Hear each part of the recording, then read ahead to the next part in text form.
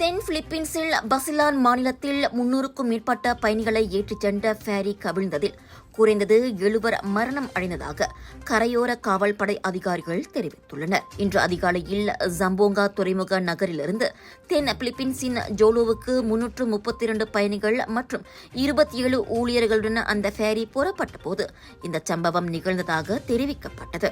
Fairy கவிழ்ந்ததைத் தொடர்ந்து 215 பேர் காப்பாற்றப்பட்ட வேளை 7 உடல்களும் கண்டுபிடிக்கப்பட்டன. இன்னமும் காணவில்லை என அறிவிக்கப்பட்ட இதர 144 பேரை தேடும் மற்றும் மீட்பு நடவடிக்கை தொடர்ந்து மேற்கொள்ளப்பட்டு வருவதாக தென் மிண்டானோ மாவட்டத்தின் கடலோர காவல் படையின் கமாண்டர் ரோமல் டுவா தெரிவித்தார். இந்த சம்பவத்துக்கான காரணத்தை கண்டறிவதற்கான விசாரணை தொடங்கப்பட்டுள்ளது. பூஜை மேடை தயாரிப்பில் 10 ஆண்டுகள் அனுபவம் வாய்ந்த தாமரை பூஜை மேடைகள் நிறுவனம். நம் தேவைக்கேற்ப அனைத்தும் கிடைக்கும் ஒரே இடம் தாமரை பூஜை மேடைகள்.